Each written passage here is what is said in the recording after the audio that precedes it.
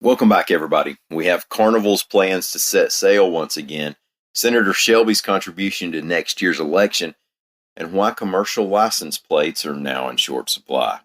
My name's Ike Morgan, and we're down in Alabama.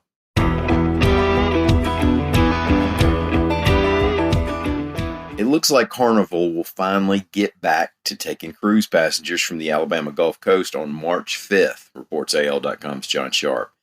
That'll be almost 2 years after the COVID pandemic shut down the industry. Mobile Mayor Sandy Stimpson said that's $6 million a year in city revenue from wharfage and parking alone that they'll be glad to get back.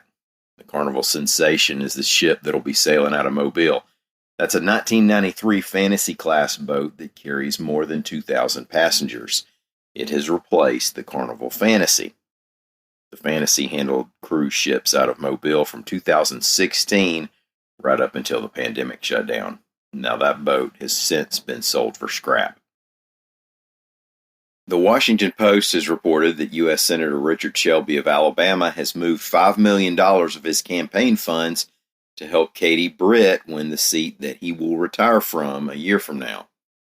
Britt is a former chief of staff to the longtime Republican senator, and she's running in next year's GOP primary against a field that also includes Congressman Mo Brooks. Senator Shelby spokesperson Blair Taylor wouldn't confirm the report to AL.com's Lita Gore, but did say, quote, he will continue to back her, that's Britt, as the race develops in whatever ways are most appropriate, as he believes she is the best candidate to serve the people of Alabama. Now, Mo Brooks responded by tying Britt to Republican Senators Shelby and Mitch McConnell, who he said, quote, did so much to undermine Donald Trump's term as president. Brooks wants to frame the campaign as Trump versus establishment, with him in the Trump camp and Britt being a handpicked successor for the establishment. The Britt team responded by pointing out Brooks' 6 terms in Congress and arguing that Britt is the fresh face here. The Alabama primary will be here before we know it on May 24th. If you're in business, just about any business it seems, then irregularities in the supply of materials have probably touched your life in recent months, whether you're waiting on products you sell to be produced, or material you use to make something, or just upstream price increases. Well, it's not any different for the license plate makers at Alabama's Holman Correctional Facility. AL.com's Mike Kaysen reports that an aluminum shortage is slowing production of commercial license plates, so much so that some commercial vehicles are going to be getting paper tags. The Alabama Department of Corrections says that right now the issue is only with commercial plates, which are all made at Holman.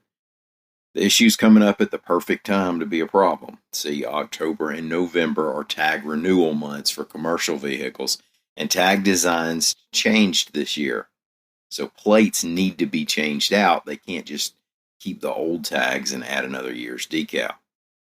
Well, something tells me that we'll survive a few paper tags out there on trucks for the next few months until they get enough metal plates everywhere. But that's easy to say if you don't work at the tag office. Thank y'all so much for listening. We'll be back here on Monday. Have a great weekend, and come by and see us anytime you can. We're open 24 hours a day and 7 days a week on the World Wide Web at AL.com.